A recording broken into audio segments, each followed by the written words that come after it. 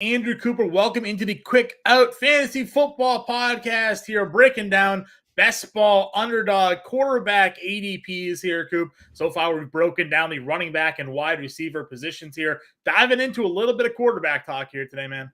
Yeah, buddy. And this is your game here, John. You're the quarterback whisperer. Next week we'll do tight ends. That's my game. But you're the quarterback guy. And we have a special guest with us today. I have people working on my house.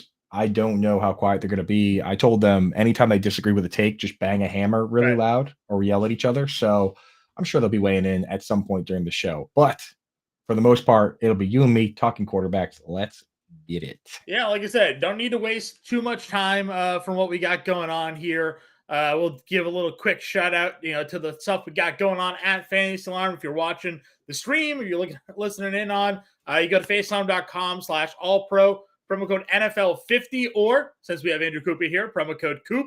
We'll save you 50% off the first 6 months of our All Pro package there. That's $19.98 a month for the first 6 months. I'll take you right through the first month plus of the NFL season. Plus, right now, we also have a 7-day free trial included. So you sign up, try us out for 7 days. You get access to all of our content on site, not just whatever premium NFL content we have going on, but MLB, DFS, NHL, NBA, PGA, NASCAR, MMA, you name it.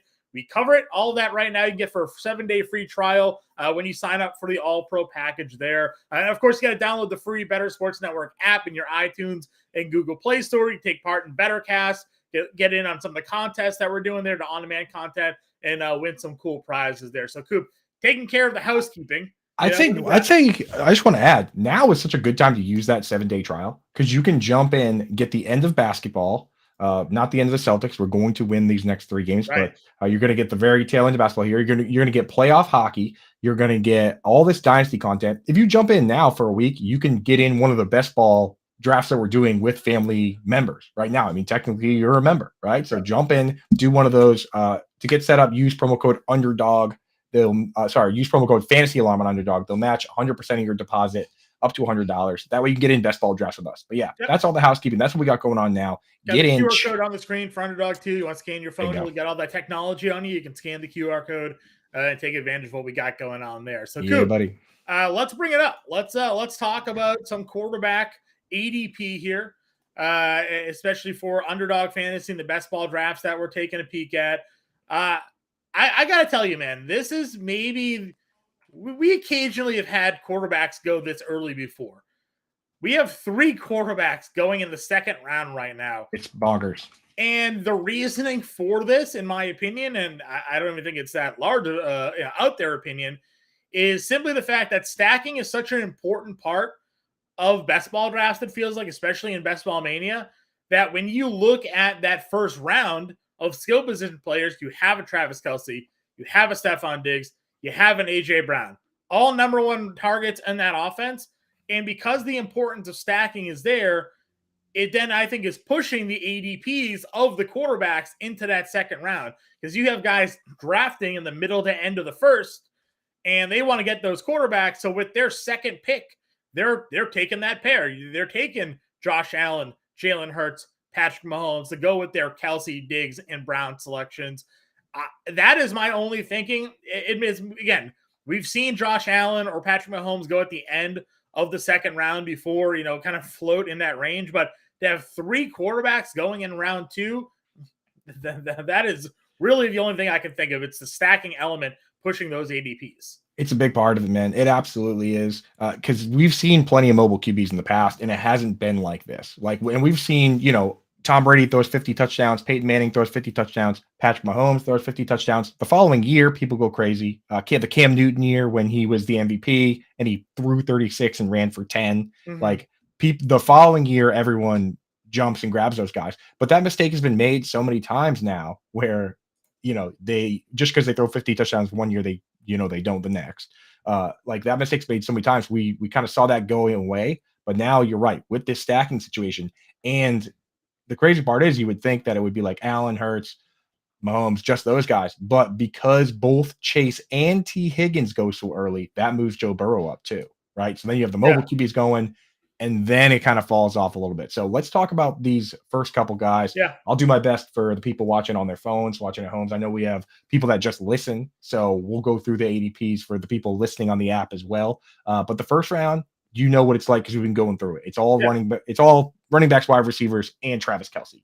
In the Right. second round, you got to make a decision, especially with like you got to decide if you want to block the Kelce owner from getting Mahomes. But the guys going around these quarterbacks, we have Jonathan Taylor, Garrett Wilson, Amon-Ra St. Brown, Saquon Barkley, Jalen Waddle. This is based on Underdog ADP from this week. And then you get Mahomes, Jalen Hurts, Nick Chubb goes in there, and Josh Allen. Following that is like Chris Olave, Tony Pollard, Devonta Smith.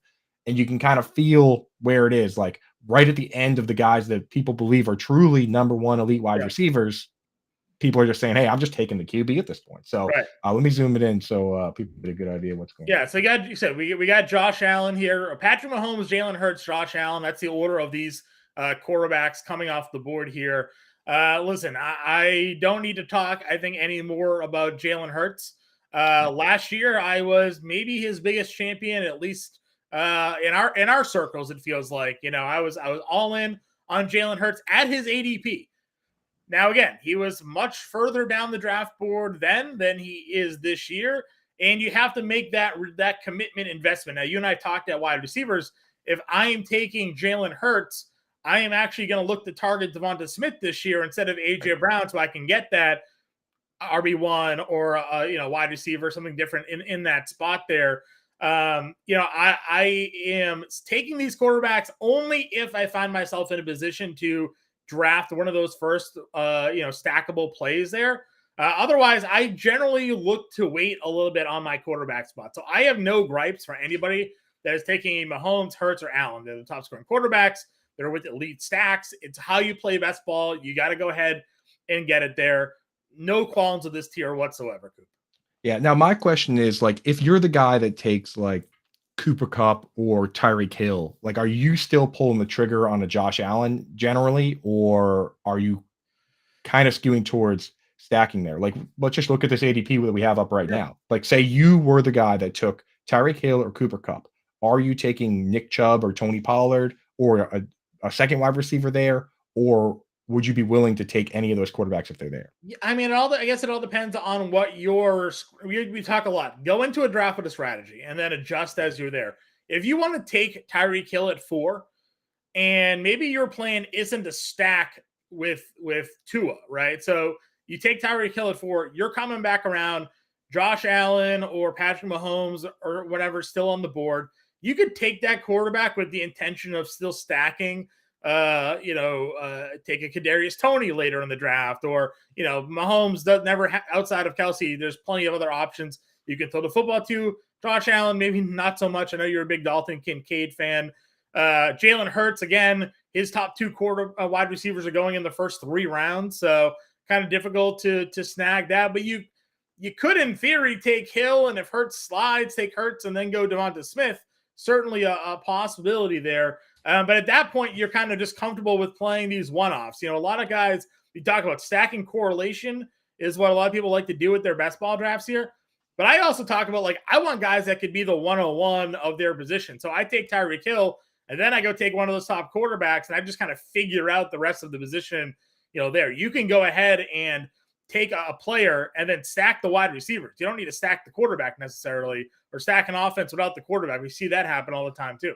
Yeah, I personally end up a lot of times getting in this range, and I am really hesitant to take some of these quarterbacks if I'm not stacking. Like, I have noticed, I went back and looked through my drafts in preparation of this because we've done a bunch of these so far.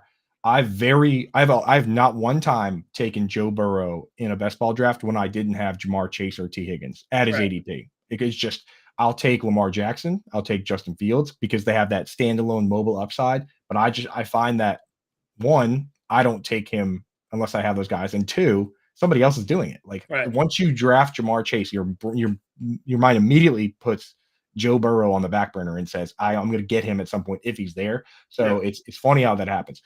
As we get further down, for me, it doesn't happen as much. Like you said, there's only certain guys you can stack. With Justin Herbert, I personally, when I have Keenan Allen, I can't pull the trigger. I don't know why. What about with Justin Herbert? Are you So doing a that's lot of actually stacks? so I've actually tweeted about this here. That I feel like the Chargers are actually the more interesting stack because one, we consider them to be an elite offense, expected to score a lot of points. Herbert is always in the conversation to be among the top quarterbacks, in fantasy football, right? He has that passing yard upside. He has that passing touchdown upside. He even offers a little bit of mobility, and you don't have to touch the Chargers stack until rounds 4, 5, in that range where Mike Williams, Justin Herbert, Keenan Allen all go off the board. I've been championing taking Austin Eckler where he's going at the end of first round.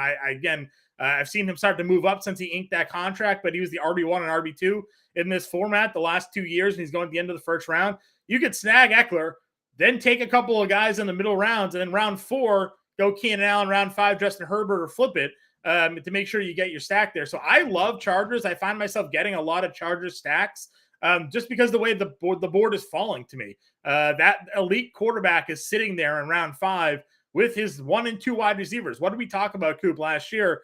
There was only a handful of offenses that had wide receivers. It was at the top 20 or something like that, right? And Allen and Williams right there. So of the top 20 wide receivers, 10 of them came from only 5 teams, right. Which means that 17 teams didn't have a wide receiver in the top 20. So you're right. You want to do that. And I will say this, now that I think about it, Austin Eckler, as you mentioned, they paid him a little extra money to keep him around. He'll be a free agent next year. Kellen Moore's coming in, and Mike McCarthy said that he kind of had a disagreement with Kellen Moore because Kellen Moore wants to throw the ball a ton. He wants to score all the time. And Mike McCarthy wants to run the ball and rest his defense. Well, give me the side of that in fantasy football that's scoring way too many points. Right. In fantasy football, you can never score too many points for me. Yeah, so I love the Chargers just given the current ADPs. I've grabbed a lot of shares to them. I hope it works out. Right. But they're just too valuable where they're going in drafts right now. Now, so I will the way I group them here, and you can see them highlighted on there. I'll try to zoom in for anybody that it's having, that might not be again, watching on mobile. Those guys I kind of group together in the next tier where it's you got the 2 mobile QBs, then you have Burrow and Justin Herbert, and those guys are stackable. In this next group, there are some stacks to be had, but there aren't as many options, right? So I look at it with a guy like even a guy like Lamar Jackson, but a guy like Deshaun Watson. Yeah, I mean, Lamar Jackson and Justin Fields are there. You talk to mobile quarterbacks. Lamar's an interesting guy because obviously Mark Andrews is right there. So if and we consider him to be the number 1 option to pair Lamar Jackson with, we know that the mobility is there for Lamar as well as a standalone play. But his essentially, his number 1, number 2, and number 3 wide receivers don't come off the board till way later in the draft. So you can go ahead and take Lamar Jackson, fill in almost the rest of your roster, and then where's Flowers? Flowers comes off the board. What's it, round? Yeah, he's pretty deep. You can have. Yeah, I'm trying to look quickly here to see if I can identify him. There, it's round 8. So I mean, that's the first wide receiver coming off the board. It's not Mark Andrews. So same thing with Justin Fields. Sure, DJ Moore's coming off the board shortly after he gets picked. But you look at sort of the rest of that offense, and they're Chase Claypool is my highest drafted player right now in Underdog because he is my last pick almost every draft. Nobody's touching him.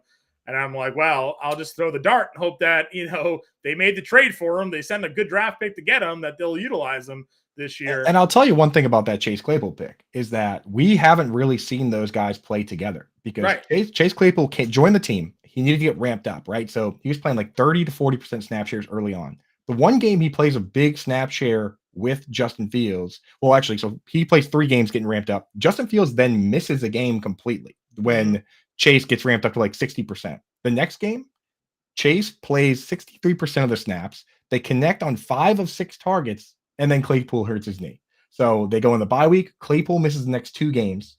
He comes back, plays a 30% share, and then guess what? End of the season, Fields is all banged up for running from 1,000 yards, and they sit Fields for the last game of the year. So we really got one game, 60% of the snaps where Claypool hurt his knee, caught 5 or 6 targets. So I think there's upside there. I like that stack, and I think that Kev Tompkins near. Shout out Kev Tompkins, not only joining us today in the chat, but also he created this graphic. He created it for the lightning round. So yeah, shout out Kev Tompkins, really pulling his weight on this one. But yeah, it says it's hard to backfill the elite quarterbacks, but Galaxy Brain strategy in tournaments is to run the mobile ones without a stacking partner. I'm on board with stacking late, especially with these ambiguous wide receiver rooms. I just wrote the article on Fantasy Alarm on Yeah. ambiguous wide receivers and how to use that to your advantage. So I kind of like the idea of going for these guys. Like, this next tier we'll talk about here. For those listening at home, basically you have Allen, Hurts, Mahomes going in the second round. Lamar Jackson goes in the third. Joe Burrow and Justin Fields go by the end of the fourth virtually every time. Justin Herbert's the only guy going in the fifth. And now in the sixth and seventh, you only have two guys going over this span. So it does cool off a little bit. You have Trevor Lawrence going in the sixth, Deshaun Watson in average going in the ninth. John, these two guys are ones where not only can you grab them, but again, ambiguous stacks. We think it's Calvin Ridley, right? We think it's Christian Kirk. Yeah. Zay Jones was pretty decent, though, especially in best ball. Ingram's out there still floating around, got that tight end eligibility. And then Deshaun Watson after Amari Cooper, it's pretty wide open. So, I mean, are you going for these guys at all, John? Or so I don't have any Watson stacks yet. I do have some Trevor Lawrence. I've taken some Calvin Ridley. Lawrence and Kirk are kind of around one another in ADPs, usually on draft boards, so you can kind of take a peek at them where they fall. The Calvin Ridley thing is such an X factor because you just don't know, right? The reports were that he's going to fill in the Marvin Jones role, be that outside wide receiver for them. And like, how does that play, right? We saw Lawrence. It felt like Lawrence struggled at times when guys were moved to the outside, right? So, is Ridley and Lawrence going to be able to connect? Really looks great so far, running around in shorts. That's good to know. But like, where's the comfortability? Where's the connection? He has that with Kirk already. He has that with Zay Jones already. Evan Ingram, like he has that chemistry. So you have to see it work now with Calvin Ridley. And I want to say one thing about Calvin Ridley, right? So every time a team loses their alpha wide receiver and the next guy has to take that step forward, we get a moment of truth. Sometimes that guy really doesn't do well in one-on-one, beating the jam, facing the top corner. Sometimes they do. With a guy like CeeDee Lamb, with Amari Cooper gone, he thrived, man. He had his best season. He had no problem beating the top cover guys, even without much across from him to help draw coverage. It didn't always have Dak either. Didn't always have Dak either, right? Didn't have Michael Gallup a lot of the time. Like he was just kind of flying solo, and he looked good. With Calvin Ridley, when they traded Julio Jones in 2021, which was the last time we saw him play, people forget that he played like 5 or 6 games, and it was pretty bad, man. Like it was not good. Calvin Ridley, before he got suspended, we were already talking about, can we even start this guy in fantasy football? Right. So you have to keep that in the back of your mind that maybe if he does come in, he starts facing the top corners. Sometimes quarterbacks do decide just to take the low hanging fruit. If Calvin Ridley's not getting separation, he's having trouble versus the top corner. Why force it to him when you have Christian Kirk and Evan Ingram? I still like taking the shot on him, but just keep that in the back of your mind. Don't go too crazy forcing that stack if you have Trevor Lawrence, because there are cheaper options that you can get later on. Yeah, no, I agree with you 100%. And this is where it kind of gets a little interesting. The next tier for me, Dak Prescott going in this next round, right? QB 11 off the board. You get CeeDee Lamb at the end of the first round, early second, depending on how that draft goes. And, that's an elite pairing. I love CeeDee Lamb. I've taken him in a lot of drafts. I was all geared up with our Best Ball Invitational last week, and right ahead of me, Jen Piacenti picked him the pick before me. I was pretty upset about that. But I love getting Dak Prescott where I can with CeeDee Lamb. The question is like, where do you go after that? Like Brandon Cooks is there, but I don't find myself often being able to get Brandon Cooks unless I reach for him, the way the board sort of has fallen for me personally. So if you're doing that full stack with Dak, it's Dak and CeeDee Lamb, and then you're going for one of their tight ends, right? Like that's kind of the next pair for him. It's not like the old, all right, it's for sure Gallup and Lamb. It's for sure Amari Cooper and X, right? It's, I know it's Brandon Cooks here, but it's been difficult to get him in pairings. I like Dak a lot here. And then Richardson, I mean, there have been reports that he's looking pretty good in spring camp. His starting mechanics look pretty good. Last year, my wide receiver to avoid was Michael Pittman. This year, I have a lot of Michael Pittman. Again, one, it's where his ADP is going. Like that he's just in the middle rounds there floating around. You can get him as a wide receiver 2 or wide receiver 3, depending on how heavy you go early in drafts at wide receiver. He's the number 1 wide receiver on that offense. And you think defenses are going to be playing more to stop the run, and that could give some favorable spots for Michael Pittman. So if Richardson does take that leap, he offers that mobility upside that we like. We look for these mid to late round quarterbacks with rushing upside. Jalen Hurts was basically in the same spot 2 years ago where you find Richardson right now in the 8th round. So and you want those guys that are running the high A dot routes because the fear is the quarterback who doesn't throw it, who just runs. Right. He's only running. Justin Fields did a little bit of that, but there were times where Justin Fields, if you can buy that extra time, whoever's the guy that's downfield can break off big chunk plays. We saw Mooney make that crazy one-handed catch. We've seen it with, if Marquise Brown could catch the ball a little better, Lamar Jackson and him would have connected for a ton of those in that one year that they did throw, anywhere at a reasonable level, which is they didn't do most years with Greg Roman. But right. that's what you get. Like when Mahomes, the beauty of Mahomes is he's always looking to throw. So Right. he has the escapability, but he always wants to throw it. And that's where you get those big chunk plays. If Anthony Richardson gets big chunk yardage rushing because of that. Teams know he's looking to throw, and that's why it's so frustrating watching if you're playing against Patrick Mahomes is teams are covered downfield because he's waiting, and then he just decides to pull it down 20 yards open downfield for him just to get a big chunk run out of that. So bingo. But the historic best example of that is Russell Wilson, right? Russell Wilson was the king of creating that space and then finding Tyler Lockett, finding these guys downfield. Maybe he can bring that back. But that's what we want to see. You could see that from Richardson. The thing with Richardson, man, is that the cat's out of the bag on the, Konami code QBs and the late round QBs. He's going, his average is 10, but I've seen him go higher than Lawrence, higher than Watson. Like people want shares of this guy. Yeah. And I look at this group in general, just my general take on it. So we have, for those just listening at home, we left off with Lawrence and Watson round 7. Rounds 8, you have Prescott and Richardson going. And then round 11, you have Tua, Cousins, Daniel Jones all going. And just looking at, whenever I'm looking at my queue, the presence of Dak Prescott and Tua make me not want to draft Trevor Lawrence and Deshaun Watson. I do draft Lawrence when he slides from ADP, when he starts, when no one's taking him in the 6th or 7th, then I'm just like, I might as well take the guy now because I got to get a QB. But just sitting there looking at it, I always say to myself, hey, everyone's got a QB. I can just wait a little bit and I'll just take whoever's there out of Tua or Dak. So, it's a psychological thing, but I find myself feeling pretty good about those guys, even without stacking them. Tua is interesting again because we talked about it last year and he was QB 17 off the board. And we were like, all right, he's QB 17, but his wide receivers are going, wide receiver 5, wide receiver was like 15 or something that would Waddle and Hill. And we questioned, who's right? Who's wrong? Either Tua is going way too late in drafts or these wide receivers are going too early. Turned out Tua was going way too late. Now he's QB 12, but he was on pace to be greater than QB 12 last year if it wasn't for the head injuries. And his wide receivers are still going wide receiver, 3 and wide receiver, top 10, right? So wherever Waddle's coming off the board.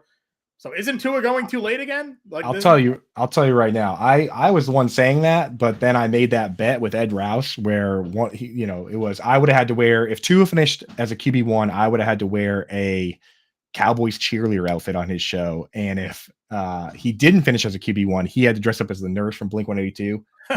I was sweating it, especially after that game with the Ravens where, the Dolphins went crazy early in the season. I was like, oh man, I'm going to be having to wear that Cowboys. I'm like, I could do some crunches, but with the injury, I got bailed out there, but I didn't feel like the winner at the end of the year when he had to put on those gloves, man. I was like, you know what? I kind of backdoor won this one, but got lucky on that one. So I think Tua is an interesting spot just because again his wide receivers are up there, and you talk about the other quarterbacks. If you want to compare it, where their top two wide receivers are X, Y in the ADP, and then you have Tua with his top 2 wide receivers, going right up there in those first couple rounds, and yet he's all the way down in round 9. So I like Tua for the stack because of just the talent that is around him in that offense. I know they keep bringing in running backs, and there's always rumors that Dalvin Cook could be a target should he be on the move. But I do like Tua a lot here. And then Daniel Jones. I know you've been kind of an anti-Daniel Jones guy from the passing point of view here, but the guy ran for 700 yards, and I would like to assume year two under Brian Daboll, we see Daniel Jones take a little bit of a step forward. His wide receivers, I mean, he was throwing to Isaiah Hodgins and Richie James and guys you've never heard of. They didn't really do much to help that all that much. I know they brought in more of those They guys. brought in more injured they have like guys. 100. They have 100 Yeah. Sterling Shepherds now. Yeah, Darren right? Waller's one of the more injury-prone tight ends over these last couple of years. I like Jalen Hyatt. Wan'Dale Robinson looked good, but he got hurt last year. But like in a perfect world, somebody stays healthy and they take that step forward in this offense. And I think Daniel Jones has an opportunity to outproduce where his ADP is going right now and finish again in the top 10. I'll tell you this right now is that like I've been the guy that I don't really love Daniel Jones, especially from just a real life NFL standpoint. I just worry that like maybe Brian Daboll's a really good coach, and sometimes those guys, when you're that good of a coach, you mask some of those deficiencies, right? We watched Andy Reid make the playoffs a million years in a row with Alex Smith. Right. And then they finally said, hey, let's take a little shot on upside with this other guy. And it turned out that maybe Alex Smith wasn't that good, right? So I worry that maybe they're setting themselves up for something similar.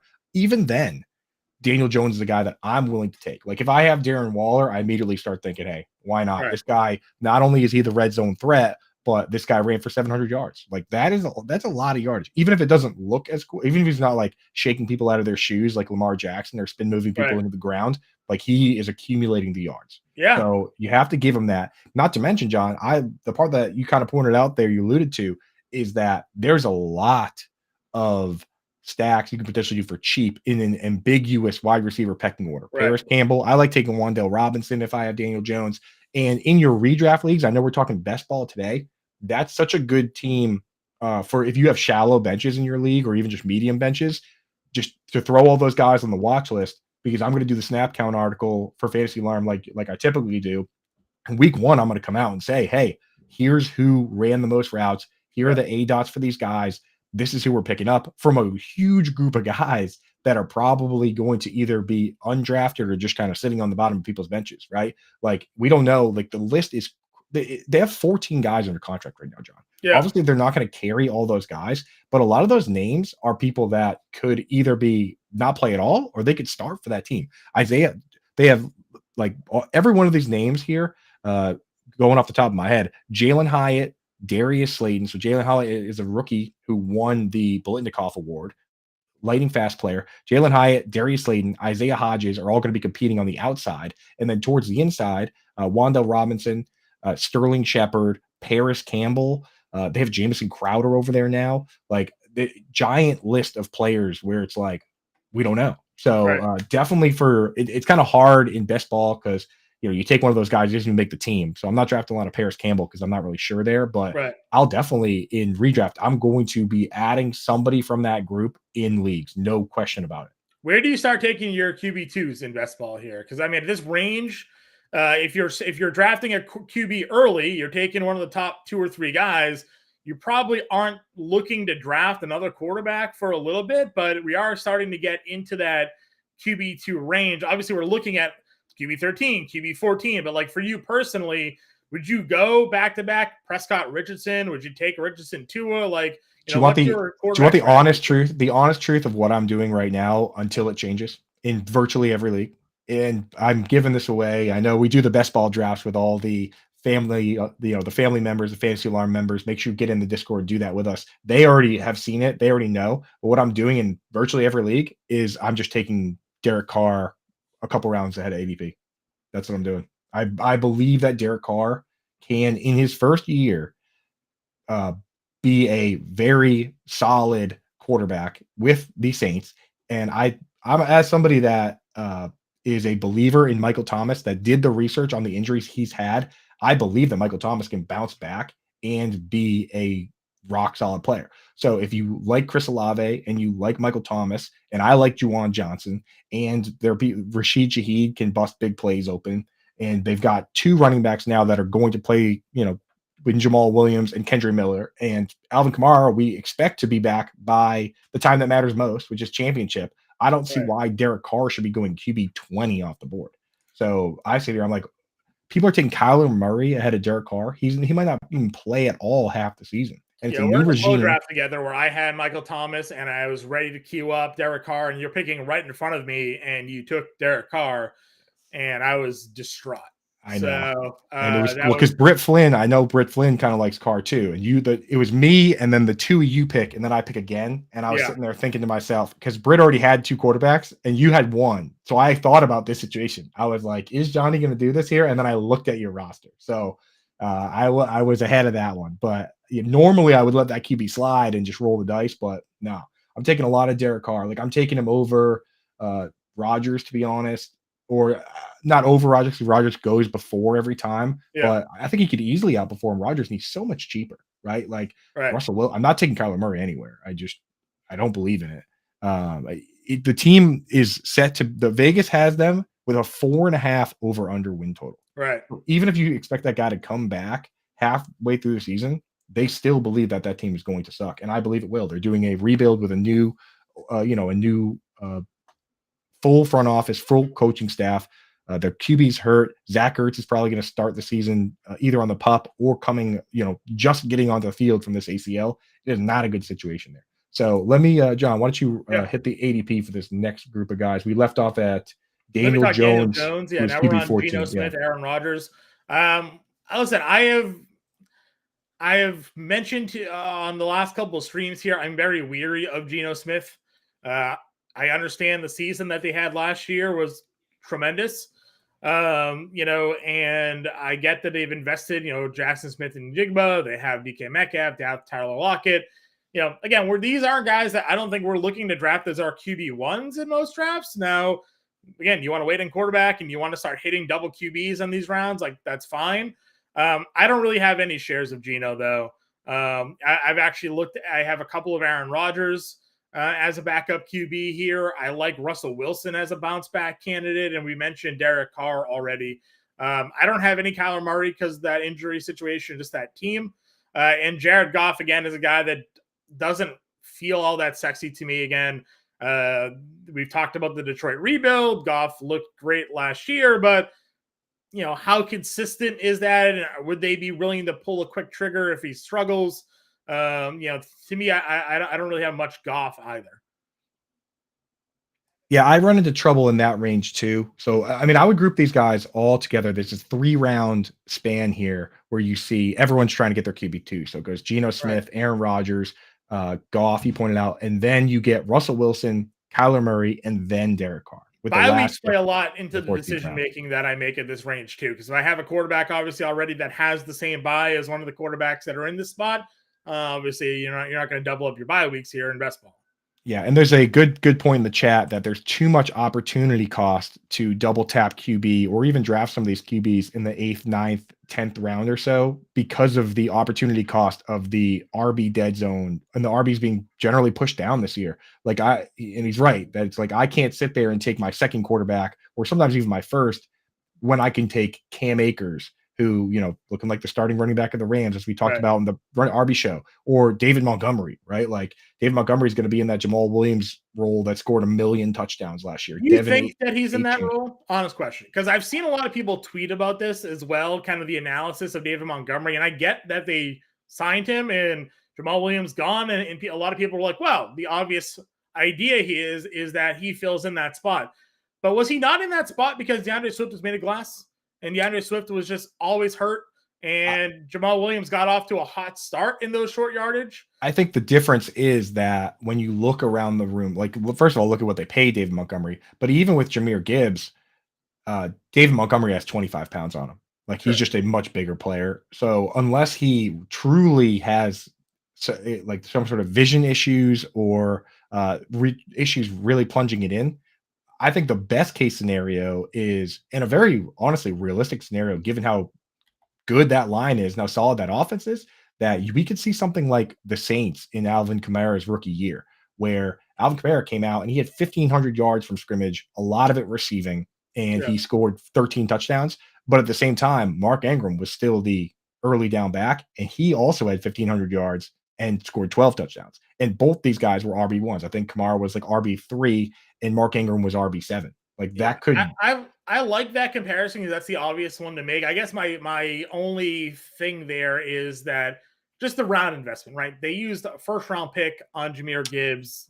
Alvin Kamara was a third round pick. Now he obviously exploded. He looked better than Old Man Peterson, and Ingram was, for whatever reason, always seemed like they were looking for a way to replace him.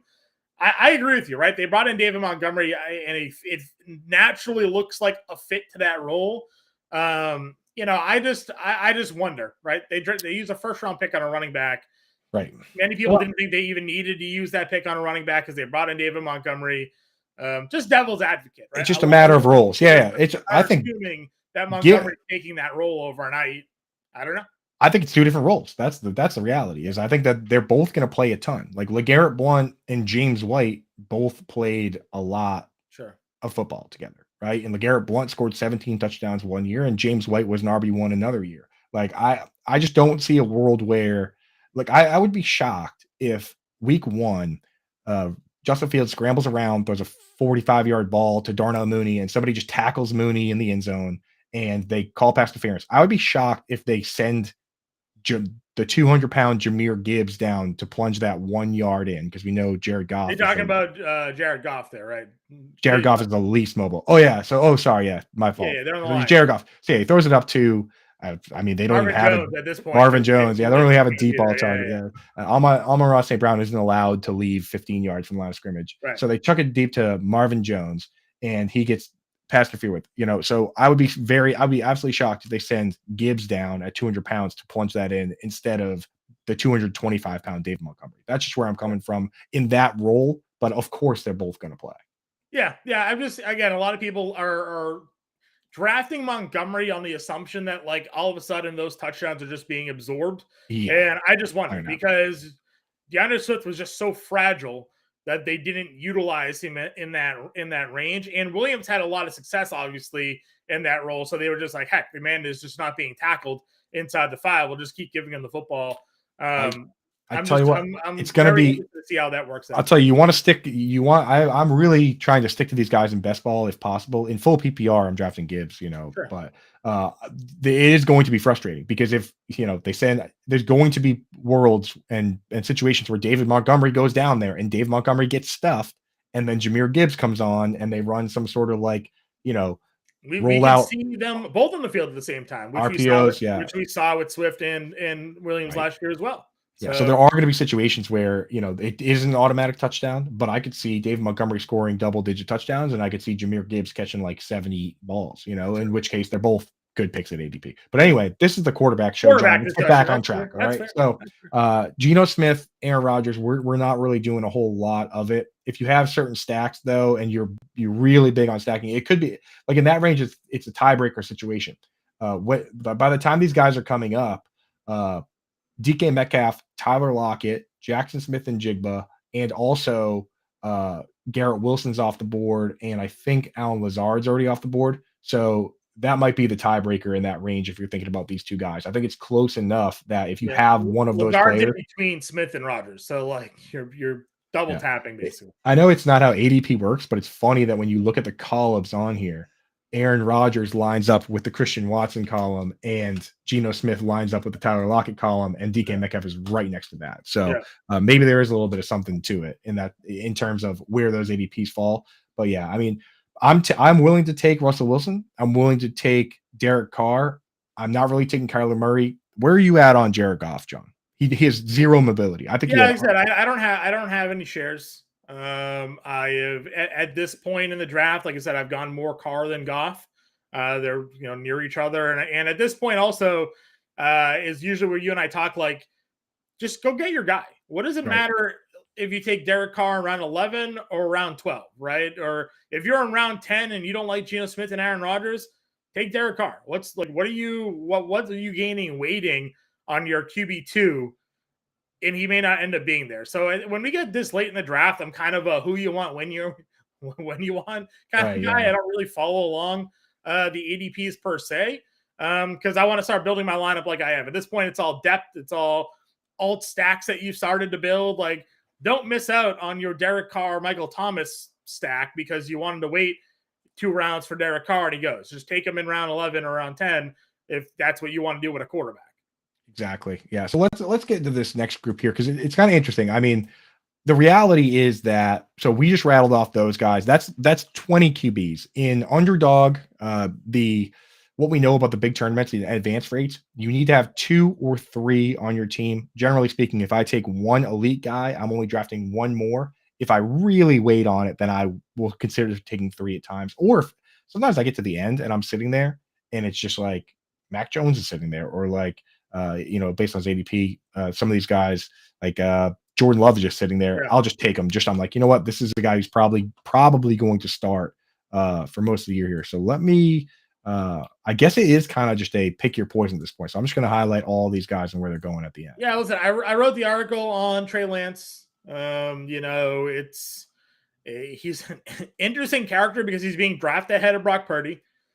Brock Purdy was the 7th round pick that came in last year, managed the offense, looked good doing it. Certainly commanded the huddle. The team rallied around him, looked great. But 2 years prior, the team traded all the way up to draft Trey Lance in the 3rd round, or 3rd overall, and he just ended up getting hurt. And his first real opportunity to start. He started one game. That game in Chicago was that like wind hurricane game that they had to play in. And then the second game of the year, he broke his ankle. He's done for the season. That's like all we've seen of Trey Lance. He had very limited opportunities as a rookie playing behind Garoppolo. Did have a 20 fantasy point game there at the end of the season against Houston. And now you look at some of the reports early on, and a lot of that could be lip service, coach speak to try to up his trade value because there were rumors that they were maybe looking to move on from him. But he worked with like Patrick Mahomes, and he worked with the quarterback coach, and everybody is saying that his mechanics are looking great, and all of these things. There's videos, John. I've seen videos. So if that's the case, wouldn't it make sense for the 49ers to want to give the 3rd overall pick Trey Lance an opportunity here instead of the 7th round pick Brock Purdy, who's coming off of a torn UCL and his throwing out elbow? That's the golden opportunity that they have. Right. There really is a golden opportunity that they have. Like, just tell the medical staff, hey, we're gonna make sure you're 100% good to go, and buy yourself a couple games to start Trey Lance. Like, just do whatever you can to extend that. I know it's kind of people don't like that, but I mean, I've seen plenty of times where a guy like Michael Thomas delays his surgery because he wants to, or the medical staff tells him you're going to try and play through this toe injury and then we'll do the surgery. It's like, just set it up in a way that there's no controversy to it. This guy is hurt. He's not ready. This guy has been playing all the preseason games. He's going to start, and that gives you the benefit of the doubt. The only downside to that, John, is that if Trey Lance does fall on his face and you have to bench him and start Purdy, his trade value gets absolutely obliterated. That's the one part of it that I don't like, but I don't even care about trade value at this point. Just find out which quarterback is going to be your quarterback, the most important thing in this world, and then after that, figure out trade value. Right? Yeah. So, I mean, obvious dart throw, right? Trey Lance, obvious dart throw because you don't even know if he has a job, right? So, but the upside, the appeal of Trey Lance down here as a QB3, if you want to go there, or if you drafted one of the top 4 quarterbacks and you wanted a dart throw, like Lance is interesting to me because just if you look at this other group that's down here, he has that 700-yard plus rushing potential, right? And that alone can boost you into being a top 10 quarterback. I compared it to Daniel Jones last year, 3,100 yards, 15 touchdowns, ran for 700 yards, top 10 quarterback. Kyler Murray as a rookie, ran for the rushing yards, didn't have a lot of passing touchdowns, had decent yards. Jalen Hurts 2 years ago, again, all rushing yards, not a great passer. Last year, no, but as a rookie or second year in the league, only played 10 games, still right there as a top 10 quarterback just due to rushing. I think Lance has Josh Allen. Josh Allen had a 52% completion percentage as a rookie, 58% his sophomore year. 58% his sophomore year was good for, so as a rookie, 38th of all the quarterbacks that threw even like a minimum amount. If you put everybody in there, he's like 70th. Yeah. But like, if you actually set it at a minimum number of games, he was 38th. The next year, he improved to 31st in the league.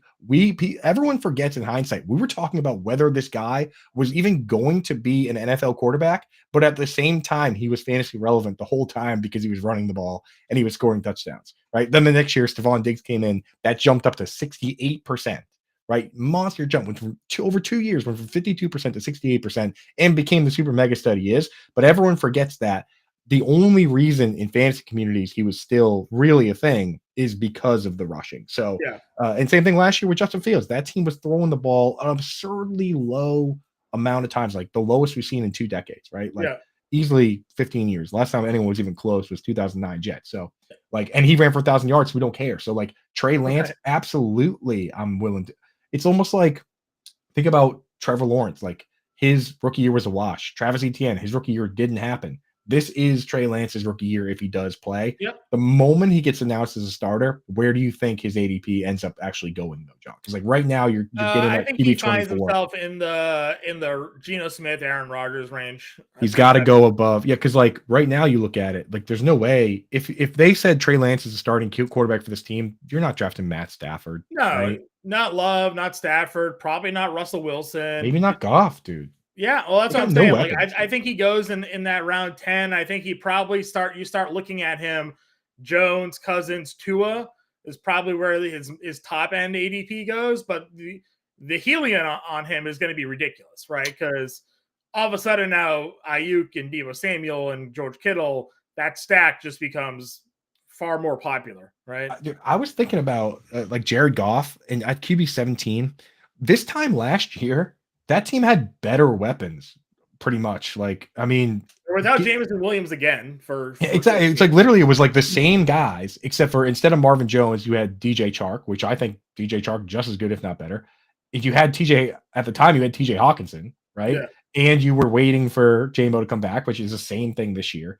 And Gibbs obviously an upgrade over Swift, but in terms of passing, I'm not even sure if it's like we think it's going to be better, but like is it going to be 800 passing yards better? right. Is it going to be 700 passing yards better? I'm not entirely sure. So I'm not like that for a team that is trying to compete now. They didn't make as many let's win right now moves as I'd like to see. Yeah, and They I should have. agree with you. I mean, they were Why obviously is going Adam Thielen on that team? Adam Yeah. Thielen Well, should they be were on that obviously team. going into the year thinking they'll have Jameson Williams, Sam Laporta, and Amon-Ra St. Brown as their primary Right. I've offense. almost And forgot then about my all boy of a sudden Laporta. they lost two wide receivers to gambling suspensions, Right. and Marvin Jones is just supposed to be the veteran in the room probably to like move them along. And now Marvin Jones is going to be their starting outside receiver to begin the year. So like, you want to talk about a free dart throw? Marvin Jones for 6 weeks could maybe help you in best ball leagues here. So, but again, that's wide receivers. We're talking quarterbacks. Am I lately I've had a little bit more interest in Kenny Pickett. Okay, I wanted to ask you about Kenny Pickett because I Yeah, know go ahead. he's kind of we talked about Tua earlier, where it's like, Yeah. hey, this isn't matching up. Dude, Mm-hmm. George Pickens, we talked about it on the wide receiver show. George Pickens is going higher than Deontay Johnson, which I see it every draft. Somebody takes George Pickens, and then somebody else immediately says, I'm going to take Deontay Johnson. Yeah. Like you've been doing to me, John, with when I take Rashad Bateman, you immediately take Zay Jones, right? Like it's the same thing where the moment Pickens goes, Deontay goes, and it's pushing their ADP up. Not to mention Pat Fryermuth is still being drafted as if he's going to be a top 2 target on that team or at least score some touchdowns. Yeah, I think they like But it for the red zone. by the nature of that, I feel like you almost have to be interested in Kenny Pickett, John. You're coming around a little bit, or is this just Yeah, because listen, I'm you're coming stacking? around because I believe in the system, right? I Okay, mean, Matt Tomlin. Canada, Yeah, Tomlin, Tomlin. Well, Tomlin's he's been a winning coach in that organization forever. right? They have a set plan for their offense. The skill receivers are still really good on that team. Like he's not throwing a bunch of schlubs, right? Like this isn't Daniel Jones where you look at the wide receivers, you're like, who's he throwing the football to? Deontay Johnson's good. George Pickens looked really good at times last year. I like Fryermuth. I think he's proven to be a serviceable, if not above average, tight end when given the opportunity to be targeted in that offense. Allen Robinson's a ghost. I'm not really gonna consider him at all, but they did make a move to get Allen Robinson on that team. The offensive line improved a little bit last year. They still have Najee Harris, who's an elite pass catching running back. If Pickett, who they drafted in the first round, takes a step forward just this year with just more experience in the NFL, understanding the game speed, I think where he's going in drafts, there's some potential for him there to be All right. valuable. Let me ask you then. Right now, you're coming in here. Lance is gone. Stafford's gone. Jordan Love is gone. You look at the quarterbacks left. You don't have any real correlated stacks. So I'm painting this big picture. There's no stack advantage. Are you taking Kenny Pickett, or are you willing to go with one of these rookies? So Bryce Young, C.J. Stroud, they're all going kind of in this range. Which way are you going? Um, Because that's the decision you got to make here. Yeah, I don't have any Bryce Young. I believe you and I talked about it a little bit, but the screenshots of Bryce Young on the field, it's terrifying to me. Yeah, he looks like an 8th grader, like in the huddle, right? Like, I will say this though, it's almost like these reporters, it's like a contest to see who can get the worst angle. You know what I mean? They're like lying on the ground and like just putting like one of the tight ends, like Mo Alley Cox, or you can't I know tell he's me not that there, man but is like one of the than 5'8". Like, I'm sorry, I know. The helmet is as wide as his shoulders are. Right? I don't know how he's an NFL quarterback just from the photos I've seen. That being said, I don't really have any Bryce Young yet. CJ Stroud I've taken a little bit. I've taken some Jimmy Garoppolo here because you're throwing to Devontae Adams, so why not? But yeah, listen, if I haven't taken Trey Lance in this range and I'm looking for that quarterback, I've taken Kenny Pickett and I've taken a little bit of Mac Jones. Homer pick, maybe, hoping they get a real offense back there. And they do something there, but that's I kind just of like the range I've been in. There is a part of homerism in me that makes it so I don't reach for him typically, but like a lot of times I won't let him go undrafted. So I get to the 18th round here, and I just say to myself, I'm like, somebody needs to draft Mac. Somebody needs to draft a starting quarterback for the New England Patriots. They brought in a real offensive coordinator. He looked good as a rookie. Last year was an absolute dumpster fire because they had a defensive coordinator and a special teams coach flipping coins on who was calling plays. They brought in Juju Smith-Schuster. They brought in Mike Gesicki. Like, those are indications again to me that they're doing something to try to help the passing offense, right? So I'll tell you, it's not, and we're gonna see. We've seen it before where like Trevor Lawrence. I'm not saying that Mac Jones is Trevor Lawrence, but Urban Meyer, that team was awful. It was so poorly run. He had no chance to succeed. And then you bring in Doug Peterson, and everyone's like, "Oh, this guy is good." Right. Maybe he was good the whole time. And that same thing goes potentially for Russell Wilson, where it's like maybe Nathaniel Hackett is just not meant to be a head coach. And when Sean Payton and Joe Lombardi come in, it's going to look real. That could very well happen with Bill O'Brien and Mac Jones. We kind of skimmed over Russell Wilson, but you want to talk about doable stacks there. Courtland Sutton's like free in drafts. He's my free. If you look again, I said Chase Claypool. I think Sutton's my number 2 most rostered wide receiver. And you can get Russell Wilson all the way down here, round 12. Jerry Jeudy is what? Is it the 3rd or 4th round going off the board? So a very doable stack there with Russell Wilson. And I just look at, so Russell Wilson definitely. I have a bit of Russell Wilson because I believe that in Sean Payton. Well, that's what I'm drafting. You're willing to give him a bounce back opportunity here, I look at Mac Jones and like people.